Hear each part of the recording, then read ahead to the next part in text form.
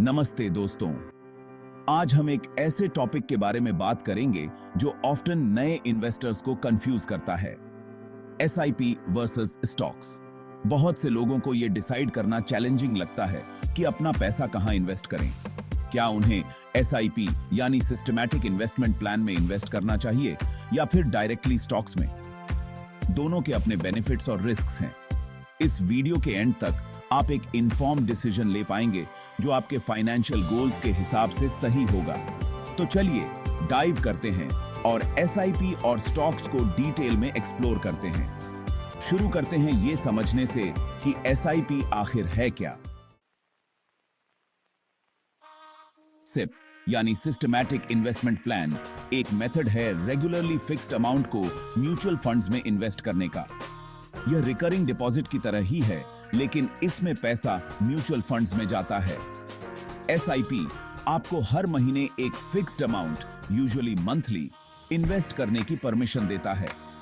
For example, आप सिर्फ 500 रुपए प्रति महीने से एसआईपी स्टार्ट कर सकते हैं। यह small and consistent investment time के साथ एक्यूमुलेट होता है और आपको एक बड़ा कॉर्पस बनाने में हेल्प करता है।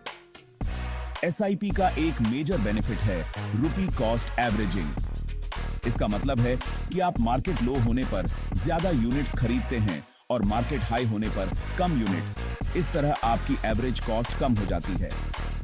एसआईपी उनके लिए आइडियल हैं जो इक्विटी मार्केट्स में इन्वेस्ट करना चाहते हैं, लेकिन उनके पास डायरेक्ट स्टॉक इन्वेस्टमेंट्स मैनेज करने का टाइम या एक्सपर्टीज नहीं है।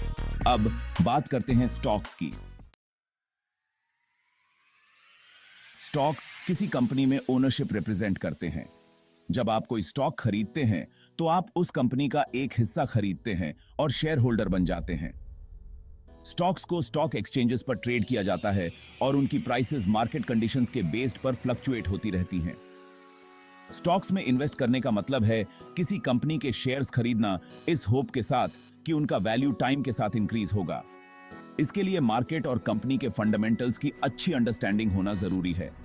स्टॉक्स हाई रिटर्न्स का पोटेंशियल तो ऑफर करते हैं, लेकिन उनके साथ हाई रिस्क्स भी होते हैं। फॉर एग्जांपल, अगर आपने इन्फोसिस में उसके अर्ली डेज में इन्वेस्ट किया होता तो आपने अपने इन्वेस्टमेंट में बहुत अच्छी ग्रोथ देखी होती। एसआईपीज के विपरीत, जहां रिटर्न एवरेज आउट हो जाता है, स्टॉक्स में अगर आप सही चूज करें तो आपको सब्सटैंशियल गेन्स मिल सकते हैं। हालांकि इसका मतलब यह भी है कि रिस्क ज्यादा है। अब एसआईपी और स्टॉक्स को डिटेल में कंपेयर करते हैं। इन्वेस्टमेंट अप्रोचेस की बात करें तो एसआईपी और स्टॉक्स काफी अलग हैं। एसआईपी एक सिस्टमैटिक अप्रोच है जहां आप रेगुलरली एक फिक्स्ड अमाउंट इन्वेस्ट करते हैं। इस मेथड में आपको मार्केट को टाइम करने की जरूरत नहीं होती है, क्योंकि इन्वेस्टमेंट्स टाइम के साथ स्प्रेड होते हैं। इसके विपरीत, स्टॉक्स में इन्वेस्ट करने के लिए एक्टिव मैनेजमेंट और मार्केट टाइमिंग की जरूरत होती है। आपको इन्फॉर्म्ड डिसीजंस लेने के लिए मार्केट ट्रेंड्स, कंपनी परफॉर्मेंस और अदर फैक्टर्स को एनालाइज करना होता है। एसआईपी में focus long term wealth creation पर होता है, डिसिप्लिन्ड और रेगुलर इन्वेस्टमेंट्स के थ्रू। यह एक पैसिव इन्वेस्टमेंट अप्रोच है जो उन लोगों के लिए सूटेबल है जो अपने इन्वेस्टमेंट्स को एक्टिवली मैनेज नहीं करना चाहते हैं। एसआईपी और स्टॉक्स में से चॉइस आपके इन्वेस्टमेंट स्टाइल पर डिपेंड करता है और इस बात पर भी कि आप अपने इन्वेस्टमेंट्स को मैनेज करने के लिए कितना टाइम डेडिकेट कर सकते हैं। हर इन्वेस्टमेंट ऑप्शन में इन्वॉल्व्ड रिस्क फैक्टर्स को समझना बहुत क्रूशियल है। डायरेक्ट स्टॉक इन्वेस्टमेंट्स की तुलना में एसआईपीज को जनरली कम रिस्की माना जाता है। एसआईपीज इन्वेस्टमेंट्स को टाइम के साथ स्प्रेड करते हैं, जिससे मार्केट वॉलेटिलिटी का इंपैक्ट कम हो जाता है। दूसरी तरफ, स्टॉक्स इनहेरेंटली ज्यादा रिस्की होते हैं। स्टॉक मार्केट बहुत ज्यादा वॉलेटाइल हो सकता है और प्राइसेस शॉर्ट पीरियड में सिग्निफिकेंटली फ्लक्चुएट कर सकती हैं। इसका मतलब है कि आपके इन्वेस्टमेंट की वैल्यू ऊपर जाने के साथ साथ नीचे भी जा सकती है। एसआईपीज रुपी कॉस्ट एवरेजिंग और डाइवर्सिफिकेशन के थ्रू रिस्क को कम करते हैं। चूंकि एसआईपीज यूजुअली म्यूचुअल फंड्स में इन्वेस्ट किए जाते हैं, इसलिए वे वेरियस स्टॉक्स और सेक्टर्स में डाइवर्सिफाइड होते हैं। स्टॉक्स यह नेचुरल डाइवर्सिफिकेशन ऑफर नहीं करते हैं जब तक कि आप खुद वेरियस स्टॉक्स के पोर्टफोलियो में इन्वेस्ट न करें। अगर आप रिस्क एवर्स हैं तो एसआईपीज आपके लिए एक बेटर ऑप्शन हो सकता है। हालांकि अगर आप हायर रिटर्न्स के पोटेंशियल के लिए हायर रिस्क हैंडल कर सकते हैं तो स्टॉक्स आपके लिए वर्थ कंसिडरिंग हो सकते हैं। सिप और स्टॉक्स से होने वाले पोटेंशियल रिटर्न्स बहुत वेरी कर सकते हैं।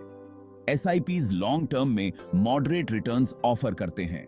ये रेगुलर इन्वेस्टमेंट्स के थ्रू स्टेडी ग्रोथ प्रोवाइड करने के लिए डिजाइंड हैं। एसआईपीज से रिटर्न्स उन म्यूचुअल फंड्स के परफॉर्मेंस पर डिपेंड करते हैं जिनमें आप इन्वेस्ट करते हैं। एसआईपीज की तुलना में स्टॉक्स बहुत ज्यादा रिटर्न्स ऑफर कर सकते हैं, लेकिन उनके साथ रिस्क भी ज्यादा होता है।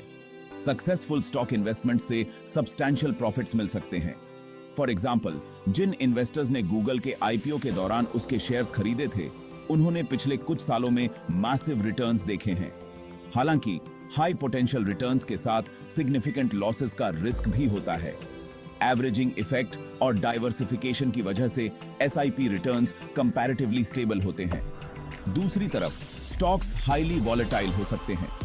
अगर आप लो रिस्क के साथ स्टेडी मॉडरेट रिटर्न्स ढूंढ रहे हैं तो एसआईपीज एक अच्छा चॉइस है। अगर आप हायर रिटर्न्स के लिए एमिंग कर रहे हैं और ज्यादा रिस्क लेने को तैयार हैं तो स्टॉक्स में इन्वेस्ट करना आपके लिए ज्यादा सूटेबल हो सकता है। सिप और स्टॉक्स के लिए रिक्वायर्ड मार्केट नॉलेज का लेवल एक और क्रिटिकल फैक्टर है जिसे कंसिडर करना चाहिए। एसआईपीज उन इन्वेस्टर्स के लिए डिजाइंड हैं जिनके पास इन डेप्थ मार्केट नॉलेज नहीं है। चूंकि एसआईपी इन्वेस्टमेंट्स को प्रोफेशनल फंड मैनेजर्स द्वारा मैनेज किया जाता है, इसलिए आपको एक्टिवली मार्केट को मॉनिटर करने की जरूरत नहीं है। हालांकि स्टॉक्स में इन्वेस्ट करने के लिए मार्केट की अच्छी अंडरस्टैंडिंग होना जरूरी है। आपको फाइनेंशियल स्टेटमेंट्स को एनालाइज करने, मार्केट ट्रेंड्स को समझने और इन्फॉर्म्ड डिसीजंस लेने की आवश्यकता होती है। इसमें कंटिन्यूअस लर्निंग और मार्केट न्यूज के साथ अपडेटेड रहना शामिल है। एसआईपी इन्वेस्टर्स उन फंड मैनेजर्स की एक्सपर्टीज पर रिलाई कर सकते हैं जो म्यूचुअल फंड्स को मैनेज करते हैं। यह एसआईपीज को उन लोगों के लिए सूटेबल बनाता है जिनके पास एक्टिवली अपने इन्वेस्टमेंट्स को मैनेज करने का टाइम या नॉलेज नहीं है।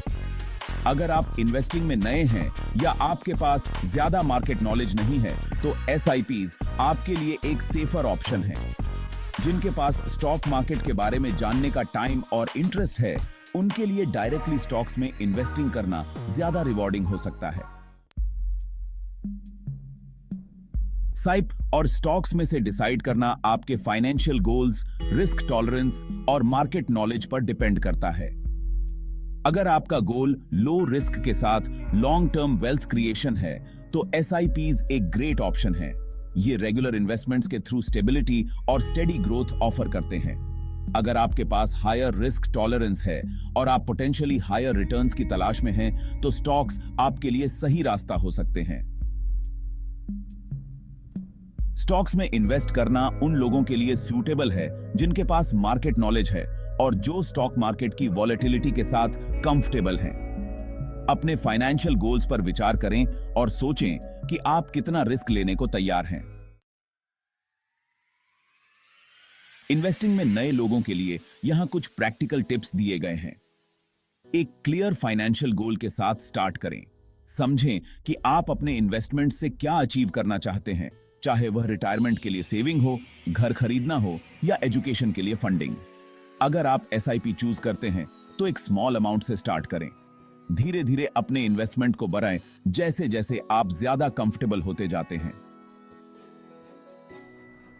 अच्छे ट्रैक रिकॉर्ड वाले और रेप्यूटेबल फंड मैनेजर्स द्वारा मैनेज किए जाने वाले म्यूचुअल फंड्स चूज करें।